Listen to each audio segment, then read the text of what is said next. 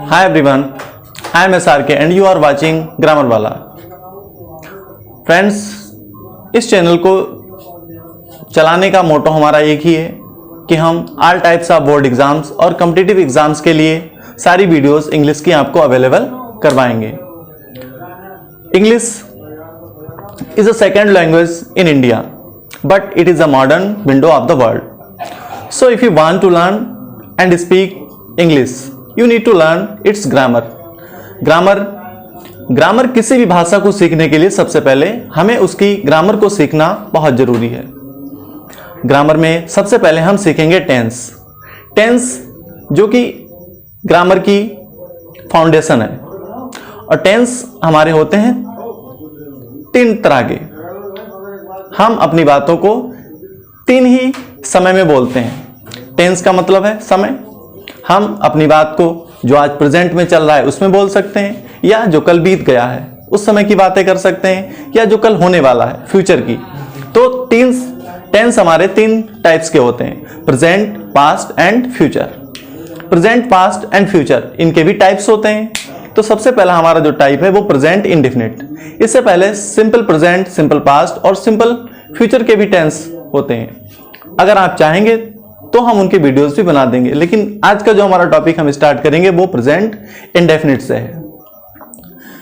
किसी भी बात को करते समय हम जो टेंस हमारे होते हैं वो हमें बताते हैं कि हम किस बात को किस तरह से अपनी इंग्लिश में बोल सकते हैं। तो हर एक बात के लिए एक पहचान होती है। मान लीजिए हमें किसी भी तरह की बात करनी है तो सभी तरह की बातों के लिए अलग अलग टेंस का यूज होता है। तो फर्स्ट हमारा जो है टेंस वो है present indefinite. Present indefinite tense. Present indefinite tense की आइडेंटिटी है हिंदी वाक्यों की क्रिया के अंत में ता है, ती है, ते हैं, ते हो, ता हूं। कहने का मतलब है अगर हम कोई भी अपनी बात बोलते हैं और उसकी जो क्रिया है, जो मेन वर्ब है, उसके लास्ट में अगर ती है, ते हैं, ता है या ता है, ते हो, ता हूं, ते हो, इस तरह के वर्ड्स लास्ट में आते हैं तो हम उस तरह के सेंटेंसेस को प्रेजेंट इंडेफिनिट टेंस में बोलते हैं या उनको ट्रांसलेट करते हैं या इंग्लिश में हम बताते हैं। फिर आते हैं सेंटेंस। सेंटेंस क्या होता है? सेंटेंस जिस बात को सुनकर हमें लगे कि पूरी तरह से हमारे बात समझ में आ गई। तो सेंटेंस की जो डेफिनेशन होती है, जो ग्रुप ऑफ वर्ड्स हम बोलते हैं वो पूरी तरह से हम समझ रहे हैं, तो वो अगर किसी भी स्टेटमेंट के शब्द हम पूरी तरह से समझ लेते हैं तो वो हमारा एक सेंटेंस होता है। तो ग्रुप ऑफ वर्ड्स जिन्हें हम अच्छी तरह से समझ सकते हैं, जो पूरी बात हमारी समझ में आ जाए, वो होता है हमारा सेंटेंस। तो सबसे पहला सेंटेंस है अफर्मेटिव सेंटेंस। अब इसमें जो सेंटेंस हमारे आते हैं वो अफर्मेटिव में दो तरह के हमने रूल आपको इसमें बताएंगे। पहला जो कि रूल हमारा आता है ही सी इट प्रोनाउन या कोई भी सिंगुलर नाउन या सिंगुलर नंबर के लिए। दूसरा एक आता है रूल हमारा प्लूरल के लिए, जिसमें हमारे प्रोनाउन आई, वी, यू, दे या प्लूरल नंबर्स होते हैं। तो सबसे पहले हम देखते हैं कि हमारा जो पहला रूल है वो ही सी इट और सिंगुलर नंबर्स के लिए क्या होता है। आपने रूल पढ़ा होगा सब्जेक्ट में उनकी फर्स्ट फॉर्म में yes I S, object other word.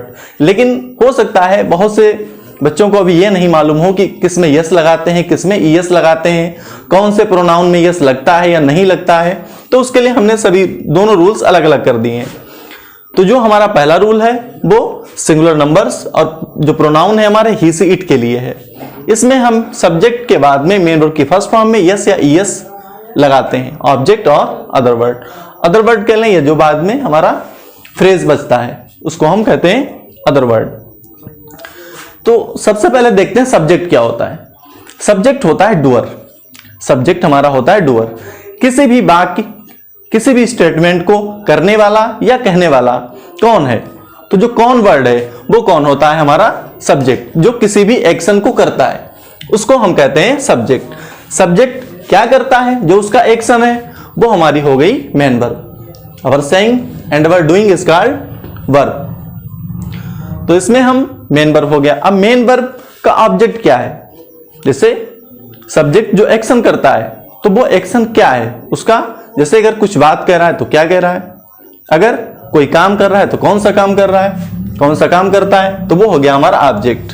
उसके बाद में जो प्रीपोजिशन से हमारा बचता है या अदर वर्ड जो हमारे बचते हैं उनको हम सबसे लास्ट में यूज करते हैं। तो सबसे पहला है कि कौन सी मेन वर्ब में हम यस लगाएंगे और कौन सी मेन वर्ब में ईएस लगाएंगे। अब ध्यान रखना, जो मेन वर्ब लास्ट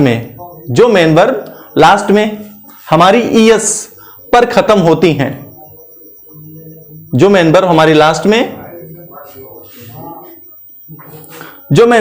लास्ट में o c h s h double s x या बाई पर खत्म होती हैं, जिन वर्ब्स के लास्ट में ये लेटर्स या वर्ड्स आते हैं, तो उनके लिए हम उनको अफर्मेटिव सेंटेंस में हम बनाते समय ईएस जोड़ देते हैं। जैसे go, do, reach, finish, teach, fly, try, play, pass, relax, इस टाइप के जो वर्ड्स आते हैं उनका जब हम सेंटेंस अफर्मेटिव में बनाते हैं तो अगर सब्जेक्ट हमारा ही सीट या कोई सिंगुलर नंबर है तो उनके लास्ट में हम ईएस लगा देते हैं। Is it clear? यस। उसके बाद में आता है यस।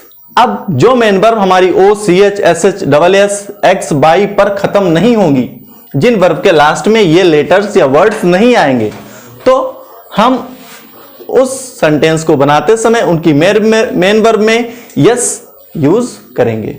Okay, yes sir. तो आइए देखते हैं पहला सेंटेंस। जैसे वह अपना काम करती है। अब देखिए सब्जेक्ट छांटने के लिए यहां पे एक्शन होता है काम करती है, काम करती है, करती है हमारा वर्ब हो गई, काम हमारा ऑब्जेक्ट हो गया, करता कौन है? वाह, तो वाह क्या हो गया हमारा सब्जेक्ट। शी, अब सी, फिर उसके बाद में आता है मेन वर्ब है हमारा करना, करना की इंग्लिश होती है डू। अब यहां पे हमने बताया जिन मेन वर्ब में o c h s h double s x y आता है उनके लिए हम यूज करते हैं ईएस, तो यहां पर हमारा यूज हो जाएगा सी डज। ऑब्जेक्ट क्या है? सी के लिए जो सी का पॉजेसिव है उसके लिए क्या यूज होगा? Her, object, work. Okay, next sentence है मेरे पिताजी मुझे अंग्रेजी पढ़ाते हैं। इसमें पढ़ाने का एक्शन कौन कर रहा है? माय फादर, तो माय फादर हो गया सब्जेक्ट। माय फादर का एक्शन क्या है? पढ़ाना, तो पढ़ाने की इंग्लिश होती है टीच। अब टीच में देखो क्या आया? सी एच, जिस तरह से यहां पे था ओ, तो टीच में आया सी एच, तो सी एच के लिए हम क्या यूज करेंगे? ईएस। ऑब्जेक्ट है हमारे दो, एक तो मुझे है, दूसरा अंग्रेजी है, तो इसमें जो इनडायरेक्ट ऑब्जेक्ट है वो मुझे है और डायरेक्ट ऑब्जेक्ट क्या है? अंग्रेजी। तो सबसे पहले हम इनडायरेक्ट ऑब्जेक्ट यूज करेंगे, टीच मी इंग्लिश। ओके, हम इसको बाद में भी यूज कर सकते हैं। मान लीजिए अगर हम इनडायरेक्ट ऑब्जेक्ट को पहले यूज नहीं करते, हम इसको बाद में यूज करना चाहते हैं, तो उसके लिए एक रूल है कि हमको इन्फिनेटिव जोड़ना पड़ेगा इसके लिए। जैसे इसका बनेगा माय फादर टीच इंग्लिश, तो अगर हम मी को लास्ट में ले जाएंगे तो हो जाएगा टू मी। ओके, अगला सेंटेंस है चपरासी अपना काम समय पर समाप्त करता है। तो सब्जेक्ट कौन हुआ? चपरासी, द प्योन। एक्शन क्या हुआ? समाप्त करता है, समाप्त करना की फिनिश, फिनिश में एस एच आ गया, तो इसमें ईएस लग जाएगा। प्योन क्या है? मेल है, तो his work, the peon finishes her his work, समय पर, ऑन टाइम। ओके, नेक्स्ट, वह अपनी पूरी कोशिश करता है, तो सब्जेक्ट है हमारा ही। एक्शन क्या हुआ? कोशिश करना, कोशिश करना की इंग्लिश होती है ट्राई। अब देखिए यहां पर ध्यान देने, वाई, ऐसे ही सिर्फ वाई को देख करके हम यस नहीं लगा सकते, वाई को हटाकर यस इस तरह से नहीं लगा सकते। वाई के भी दो यूज हैं। अगर वाई जो है उससे पहले अगर हमारा कोई भी वॉवेल आया, अगर हमारा कोई भी वॉवेल आया वाई से पहले, तो हम उसके साथ में यस लगा देंगे। अगर वाई से पहले कोई हमारा कॉन्सोनेंट आया, तो वाई को हटाकर हमें IES लगाना पड़ेगा। तो वाई वाली जो मेन वर्ब्स होती हैं उनमें ध्यान रखना है। अगर वाई से पहले कोई वॉवेल है तो उसके लिए हमें IES लगाना पड़ेगा। अगर कोई कॉन्सोनेंट है तो वाई को हटाकर हम IES लगाएंगे। तो ट्राई में क्या आता है? ट्राई में हमारा कॉन्सोनेंट आता है। यस। तो ट्राई के लिए हम क्या यूज करेंगे? वाई को हटाकर IES। तो हो गया हमारा ही ट्राइज। अपनी पूरी कोशिश, his best, he tries his best. Next sentence है, मोहन हमेशा अपने दोस्तों के साथ खेलता है। मोहन, ये हमारा एडवर्ब है ऑलवेज, सब्जेक्ट के बाद ही। मेन वर्ब है खेलना। अब देखिए प्ले में क्या आया? प्ले में हमारा वॉवेल आया, तो वॉवेल आया वाई से पहले, हमें क्या करना है? यस लगा देना। यहां पे वाई हमारा नहीं हटेगा और यहां पे वाई हट जाएगा, यहां पे IS हो जाएगा और यहां वाई के बाद में सिर्फ यस लग जाएगा। तो प्ले में क्या जुड़ेगा? यस। मोहन ऑलवेज प्लेज, बचा क्या? अपने दोस्तों के साथ, विद हिज फ्रेंड्स। ओके, तो ये हमारे अफर्मेटिव के सिंगुलर नंबर और ही सी इट का रूल कंप्लीट हुआ। तो अफर्मेटिव का दूसरा रूल हमारा जो है, pronoun I we you they हो या कोई भी हमारा सब्जेक्ट जो प्लूरल हो उसके लिए। तो उसके लिए हमारा रूल होगा जिसमें हम सब्जेक्ट लगाएंगे, एमबी की फर्स्ट फॉर्म, मेन वर्ब की फर्स्ट फॉर्म, ऑब्जेक्ट और अदर वर्ड। अब इसमें अफर्मेटिव सेंटेंस है लेकिन हम मेन वर्ब की फर्स्ट फॉर्म में यस या यस नहीं लगाएंगे, क्योंकि आपने पीछे देख लिया कि एमबी की फर्स्ट फॉर्म में यस या यस हम वहां लगाते हैं जब हमारा सब्जेक्ट ही सी इट या कोई सिंगुलर नंबर होता है, तो उन मेन वर्ब के साथ यस या यस लगाते हैं। ओके,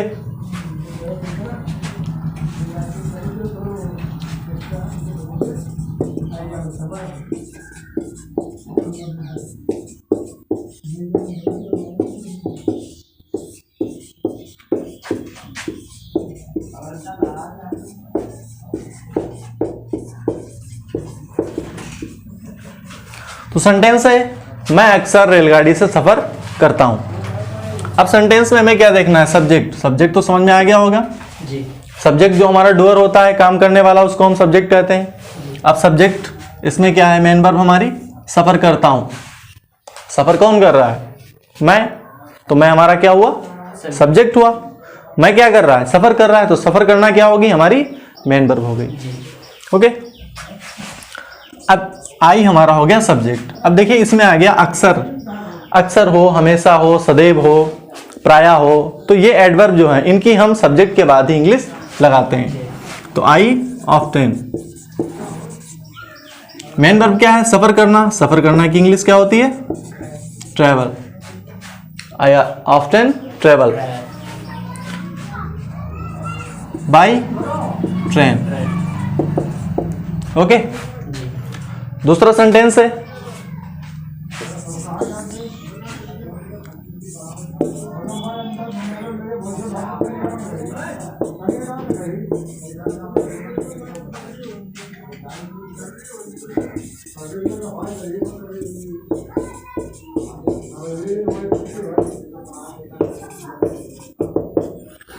वे बच्चों को व्याकरण सिखाते हैं। तो अब इसमें हमारा सब्जेक्ट क्या है? वे। मेन वर्ब क्या है? सिखाते हैं। ऑब्जेक्ट क्या है? व्याकरण। जो काम करता है वो सब्जेक्ट है। सब्जेक्ट क्या करता है? वो उसकी मेन वर्ब हो गई। ठीक है, एक्शन जो हो गया उसकी मेन वर्ब हो गई। और उसका उद्देश्य क्या है? सिखाता है। तो क्या सिखाता है? व्याकरण। तो वो उसका ऑब्जेक्ट हो गया। ठीक है, दे। अब दे हमारा प्लूरल है, तो मेन वर्ब की first form, they teach. They teach. देखिए फिर यहां पर हमारे दो ऑब्जेक्ट हैं, एक तो व्याकरण और दूसरा हमारा बच्चों को। तो डायरेक्ट और इनडायरेक्ट ऑब्जेक्ट। अब इसको हम थोड़ा चेंज करके बनाते हैं। तो पहले हमने लगाया था इनडायरेक्ट ऑब्जेक्ट, फिर बाद में डायरेक्ट ऑब्जेक्ट। इस बार हम पहले डायरेक्ट ऑब्जेक्ट को लगाते हैं। तो इससे एक और चीज सीखने को मिलेगी, दे टीच ग्रामर। अब अगर ये ध्यान रखना है, अगर सेंटेंस में हमारे दो ऑब्जेक्ट हैं, अगर हमने पहले डायरेक्ट ऑब्जेक्ट को लगा लिया है तो अब हमें इनडायरेक्ट ऑब्जेक्ट लगाने से पहले इन्फिनेटिव टू का यूज करना पड़ेगा। They teach grammar to the children. Okay, next हमारा सेंटेंस आता है निगेटिव सेंटेंस। निगेटिव सेंटेंस का रूल होता है सब्जेक्ट प्लस डू या डस प्लस नॉट प्लस एमबी की first form plus object plus other word. अब देखिए यहां पर हमारा जो सब्जेक्ट है, सब्जेक्ट के साथ में हमारी दो हेल्पिंग वर्ब है, डू या डस। अब सेंटेंस बनाते समय हमें यह भी जानना जरूरी है कि डू किसके साथ लगाते हैं और डस किसके साथ लगाते हैं। तो अगर हमारा सब्जेक्ट ही, शी, इट या कोई भी सिंगुलर नंबर होगा तो उसके साथ में हम लगाएंगे डस। अगर हमारा प्रोनाउन आई, वी, यू, दे होगा या प्लूरल नंबर होगा, ये सिंगुलर नंबर था और ये प्लूरल नंबर, तो हम सब्जेक्ट के बाद में हेल्पिंग वर्ब लगाएंगे डू। ओके, तो अगर सेंटेंस में हमारा कोई भी प्रोनाउन सिंगुलर में है, ही, सी या इट है या कोई सिंगुलर नंबर है तो उसके साथ हेल्पिंग वर्ब का यूज करेंगे हम डस। अगर हमारा प्रोनाउन आई, वी, यू या दे है या कोई भी प्लूरल नंबर है तो उसके साथ में हम डू का यूज करेंगे।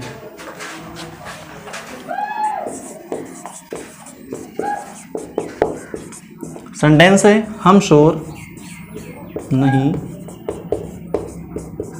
मचाते हैं। ओके, तो इस सेंटेंस में हमारा सब्जेक्ट क्या है, वी, और वी के साथ में हम क्या यूज करेंगे, do.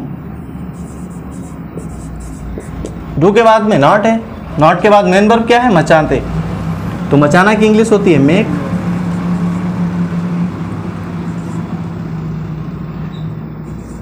Make a noise. Okay, तो हमारा ट्रांसलेशन हुआ we do not make a noise. तो हम निगेटिव बातों को भी दो तरीके से बोलते हैं, एक तो बाकी में सिर्फ नहीं का यूज करते हैं और दूसरा कभी नहीं का यूज करते हैं। ठीक है, तो पहला जो इससे पीछे रूल आपने देखा वो नहीं का था, तो उसमें डू नॉट या डज नॉट हम सब्जेक्ट के अकॉर्डिंग लगाते हैं। अब सेंटेंस में अगर हमारा हिंदी वाक्य जो है कभी नहीं हुआ तो कभी नहीं के लिए हम अफर्मेटिव के जैसा ही रूल यूज करते हैं। अगर सेंटेंस हमारा कोई भी सिंगुलर नंबर हुआ या प्रोनाउन हमारे ही, सी, इट हुए तो हम उसके साथ मेन वर्ब की फर्स्ट फॉर्म में यस या ईएस लगाएंगे। लेकिन अगर हमारा सब्जेक्ट कोई भी प्लूरल नाउन या प्लूरल नंबर है हमारा तो हम उसके अकॉर्डिंग मेन वर्ब की फर्स्ट फॉर्म लगाएंगे। आई, वी, यू, दे या प्लूरल नंबर के साथ में हम सिर्फ सब्जेक्ट के साथ नेवर और मेन वर्ब की फर्स्ट फॉर्म लगाएंगे, ऑब्जेक्ट और अदर वर्ड। अगर हमारा सब्जेक्ट सिंगुलर नंबर ही, से, इट है तो मेन वर्ब की फर्स्ट फॉर्म के साथ में यस या ईएस लगाएंगे। यस या ईएस आपने देख लिया होगा कि कहां किसके साथ लगाते हैं।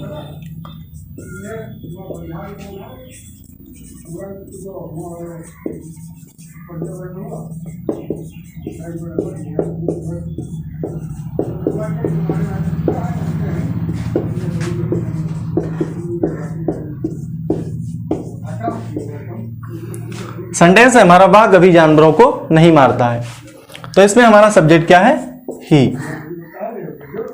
के बाद यूज करेंगे नेवर। नेवर के बाद में हमारी मेन वर्ब।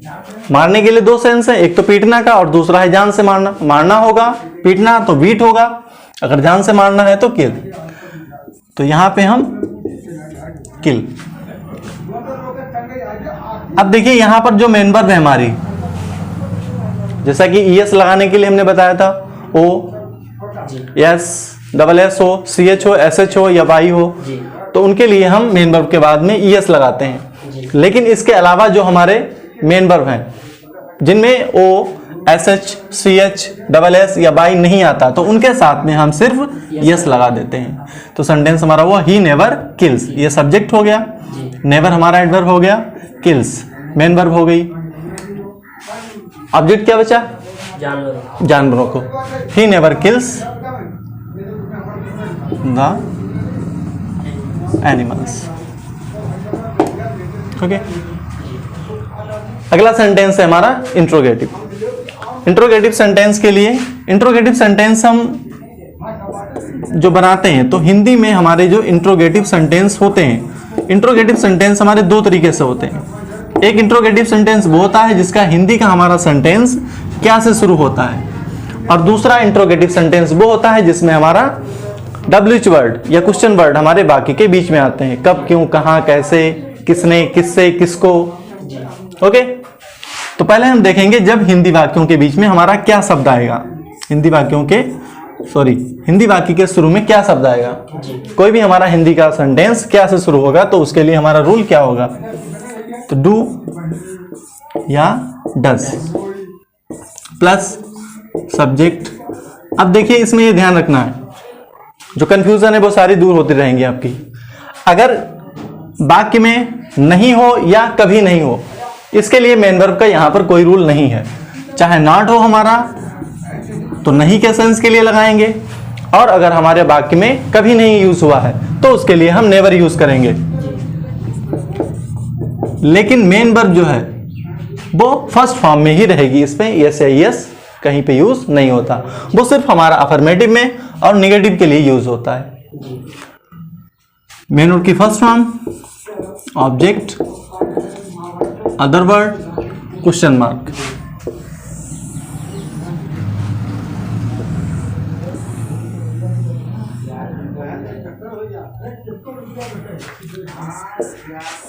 किसी भी हिंदी सेंटेंस को बनाने के लिए उसके शुरुआत में अगर क्या शब्द है तो हम जिस तरह से निगेटिव में भी बताया था कि ही से इट सिंगुलर नाउन के साथ में डज लगाते हैं, आई बी यू दे या प्लूरल नाउन्स के साथ में हम डू लगाते हैं। तो उसी तरह से सबसे पहले हमें अब देखना होगा कि हमारा जो हिंदी का सेंटेंस है वो क्या है।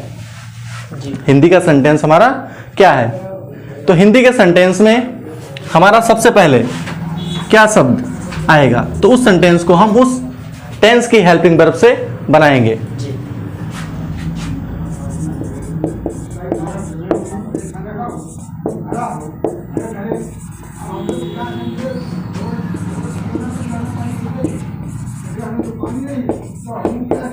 तो सेंटेंस है हमारा, क्या आपके दादाजी कभी आपको कहानियां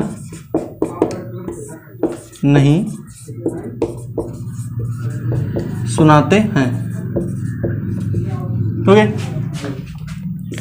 तो अब हमें यूज करना है अपना इंग्लिश का ट्रांसलेशन के लिए हेल्पिंग वर्ब। हेल्पिंग वर्ब किसके अकॉर्डिंग लगती है, सब्जेक्ट के अकॉर्डिंग। सब्जेक्ट है हमारा कहानियां सुनाता है कौन, दादाजी आपके दादाजी। जी तो आपके दादाजी क्या है, सब्जेक्ट हुए, जी और आपके दादाजी क्या है, सिंगुलर नंबर है। जी सिंगुलर नंबर तो सिंगुलर नंबर के लिए हम यूज करते हैं डज। सब्जेक्ट है हमारा योर ग्रांड फादर। अब जैसा कि हम बता चुके हैं, चाहे नहीं हो या कभी नहीं हो, नहीं है तो नॉट, कभी नहीं के लिए हम नेवर का यूज करते हैं। Does your grand father never. सुनाने के लिए टेल। अब दो हमारे ऑब्जेक्ट फिर है, जी डायरेक्ट और इनडायरेक्ट। जी तो हम क्या कर रहे हैं, पहले हमने इनडायरेक्ट ऑब्जेक्ट लगा लिया। जी तो does your grandfather never tell you stories. Okay, जी अगला सेंटेंस, क्या बच्चे खेलों में भाग नहीं लेते हैं। तो अगला सेंटेंस है हमारा, क्या बच्चे खेलों में भाग नहीं लेते हैं। अब इसमें हमारा सब्जेक्ट क्या है? बच्चे। जी। मेन वर्ब क्या है? लेना। जी। ऑब्जेक्ट क्या है? भाग। भाग। बच्चे प्लूरल नंबर है, जी। तो प्लूरल नंबर के लिए हम यूज करेंगे डू। Do the children. नहीं के लिए not. Take parts. Do the children not take part in the games? Do the children not take parts in the games? जी सर, अगर मेरा इंट्रोगेटिव जो टेंस है अगर वो निगेटिव ना हो तब? अगर निगेटिव नहीं होगा जी। तो उसके लिए आपको नॉट और नेवर को हटा देना है बस, बाकी रूल वही रहेगा। कोई भी मेन वर्ब की चेंजिंग नहीं होगी, जो आपका रूल है वो सेम वैसे ही रहेगा। बस आपको नॉट या नेवर का प्लेस जो है वो छोड़ देना, हटा देना है। जब नहीं होगा तो उसको नहीं लगाना सिंपली। जी जी। मान लीजिए अगर ये होता क्या बच्चे खेलों में भाग लेते हैं, तो do the children take part in the games. जी सर, ओके। अगला इंट्रोगेटिव होगा, जिन हिंदी वाक्यों के अंत में कब, क्यों, कहां, कैसे, यानी कि जितने भी क्वेश्चन वर्ड, यानी कि जिन वर्ड से हम अपना प्रश्न बना सकते हैं, क्वेश्चन बना सकते हैं, उनको हम कहते हैं प्रश्नवाचक शब्द। तो प्रश्नवाचक शब्द ये हमारे हिंदी वाक्यों के बीच में आते हैं। कब, क्यों, कहां, कैसे।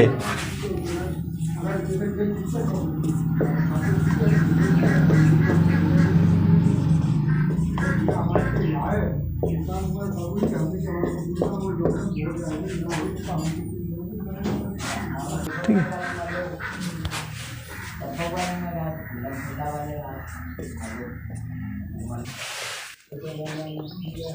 तो जितने भी WH वर्ड्स हैं वो हमारे हिंदी वाक्यों के बीच में आएंगे।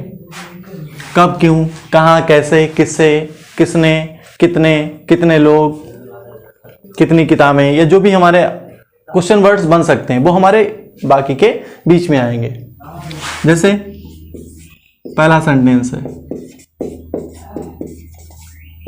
पिताजी सैर के लिए कब जाते हैं। अब देखिए जो हमारा WH वर्ड है वो बाकी के बीच में आएगा, लेकिन जब हम उसको ट्रांसलेट करेंगे तो उसकी इंग्लिश जो है वो हमारे इंट्रोगेटिव सेंटेंस में जो डू या डज से, डू या डज सब्जेक्ट, नॉट वर्ब की first form, object, other word, उससे ठीक पहले हमें WH वर्ड की इंग्लिश लिखनी है। तो WH वर्ड को हम सबसे शुरुआत में लगाएंगे, स्टार्टिंग में हम WH वर्ड का यूज करेंगे। तो सबसे पहले इंग्लिश होगी van.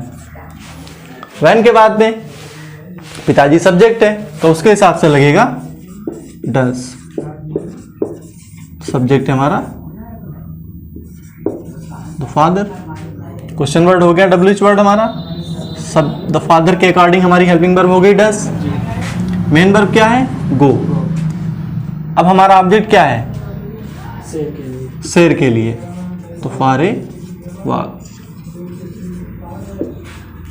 When does the father go for a walk? तो ये सेंटेंस हमारा पूरा हुआ।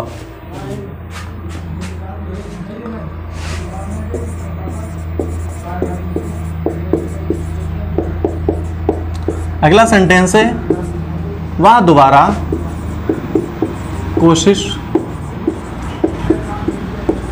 क्यों नहीं करता है। तो इसमें हमारा WH वर्ड क्या है? क्यों। तो इसकी इंग्लिश हम पहले लगाएंगे वाई। फिर यहां पर सब्जेक्ट हमारा जो सिंगुलर है तो वाई के अकॉर्डिंग हम फिर डज लगाएंगे। तो वाई डज ही। सब्जेक्ट के बाद में क्या आता है? नॉट। नॉट के बाद में मेन वर्ब। मेन वर्ब के बाद जो बचा हमारा है दोबारा। तो सेंटेंस हमारा बना why does he not try again. Okay. अब देखिए क्वेश्चन वर्ड या WH वर्ड में हमारा जो कौन,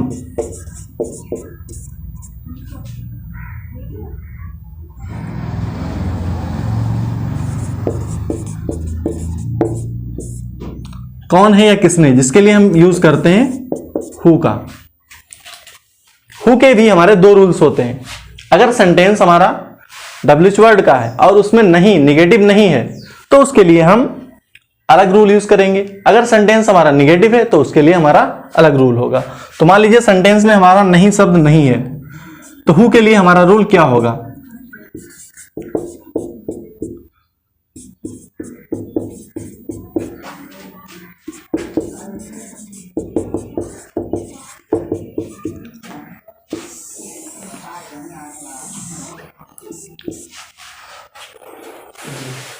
ओके, तो सेंटेंस ये हमारा क्या है? अगर सेंटेंस हमारा निगेटिव नहीं होगा तो उसके लिए हम रूल यूज करेंगे हु। मेन वर्ब की फर्स्ट फॉर्म, मेन वर्ब के अकॉर्डिंग यस किसके साथ लगना है, यस किसके साथ लगना है, उसको लगाएंगे। फिर object, other word, question mark.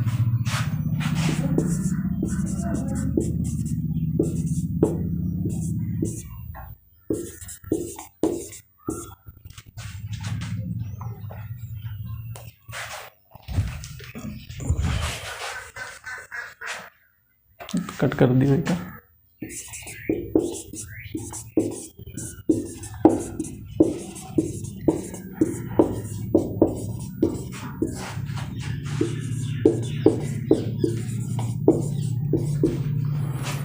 Sentence है हमारा आपकी जरूरत में मदद कौन करता है जी। तो ये हमारा क्या है? डब्ल्यूएच वर्ड है। जी। तो इसको हम पहले यूज करेंगे हु। हु के बाद नेम वर्ब की फर्स्ट फॉर्म में यस है, यस लगाना है। मेन वर्ब हमारी क्या है? मदद करना। तो मदद करना, हेल्प के बाद क्या लगेगा? यस या yes?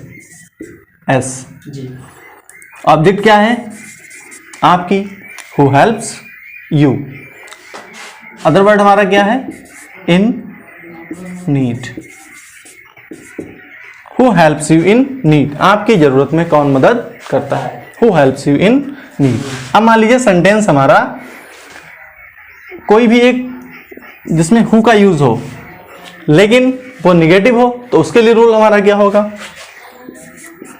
Who plus does plus not plus main verb की first form plus object plus other word plus question mark.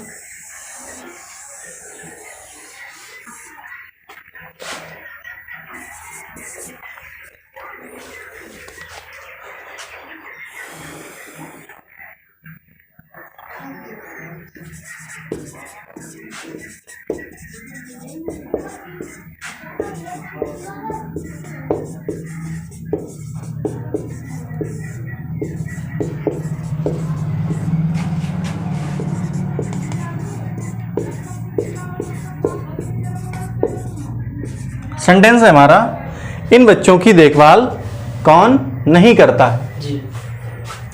तो कौन के लिए हमारा यूज होगा हु। हु के साथ में हमारी हेल्पिंग वर्ब डज, डज के बाद में नॉट। मेन वर्ब क्या है? देखभाल करना, केयर या टेक केयर या look after. Who does not care of these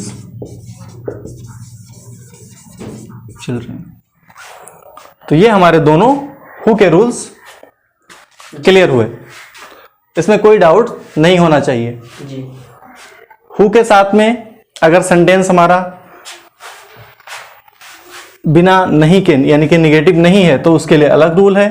अगर सेंटेंस हमारा निगेटिव है तो हु के लिए अलग रूल। जी। तो इंट्रोगेटिव का हमने आपको एक रूल अभी पीछे बताया, लेकिन इंट्रोगेटिव का हम एक रूल और भी देखेंगे। जैसे कि हमने आपको भी बताया था कि अगर कोई भी हिंदी का सेंटेंस हमारा क्या से स्टार्ट है तो उसके लिए हम सब्जेक्ट के अकॉर्डिंग डू या डज से उसको स्टार्ट करते हैं। डू या does plus subject plus not, main verb की first form plus object other word plus question mark. जी। लेकिन अगर सेंटेंस हमारा कहीं लिखना हो या बोलना हो हमको, तो उसको हम एक कंट्रैक्टेड फॉर्म में लिखते हैं। जैसे कि मान लीजिए हमें यहां पे डू या डज सब्जेक्ट और नॉट का यूज किया है, लेकिन अगर हम उसी सेंटेंस को इस तरह से लिखते हैं डोंट या डजंट, डोंट या डजंट, तब भी हमारा सेंटेंस सही है। ये डू या डज नॉट का कॉन्ट्रैक्टेड फॉर्म है। जी यहाँ पे सब्जेक्ट के बाद नॉट नहीं आएगा, क्योंकि नॉट हमारा जो है वो डू और डस के साथ में कॉन्ट्रैक्ट हो गया। जी तो डोंट या डजंट, जैसे कि एग्जाम्पल के लिए, क्या आप इंग्लिश नहीं सीखते हैं, तो इसको हम इस तरह से बोल सकते हैं, do you not learn English. जी अगर इसी का हम कॉन्ट्रैक्टेड फॉर्म करें तो हो जाएगा डोंट यू लर्न इंग्लिश। क्या बा रोजाना अपने कपड़े नहीं धोती है, जी doesn't she wash her cloth daily. जी अगर इसी का हम बोले do does she not wash her cloth daily. जी ओके, अब आइए देखते हैं इसी टेंस में हाउ मेनी या हाउ मच का यूज। जी कुछ हम बातें ऐसे बोलते हैं कितना या कितनी या कितने के लिए, जी तो हाउ मेनी या हाउ मच का यूज कहाँ करते हैं? हाउ मेनी का यूज हम तब करेंगे जब हमारा नाउन काउंटेबल काउंटेबल होगा, और हाउ मच का यूज तब हम करेंगे जब हमारा नाउन अनकाउंटेबल होगा।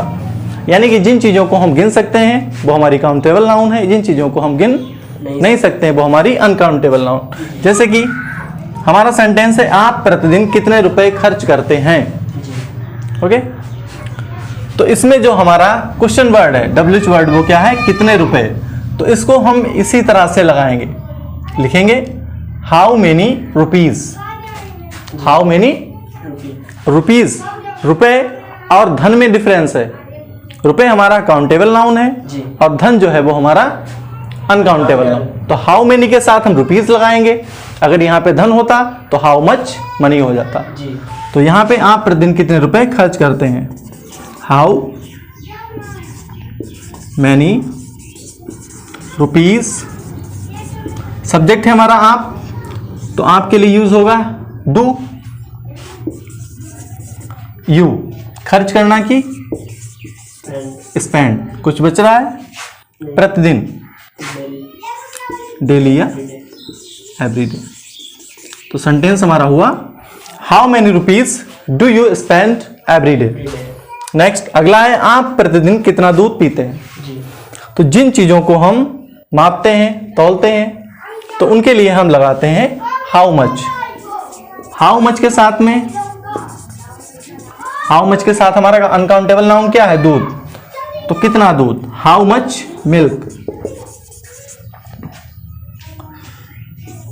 डू यू, मेन वर्ब है पीना, पीना की होती है drink drink daily. How much milk do you drink daily. I hope आपको ये वीडियो पसंद आया होगा। मिलते हैं अगले वीडियो में नेक्स्ट टॉपिक के साथ।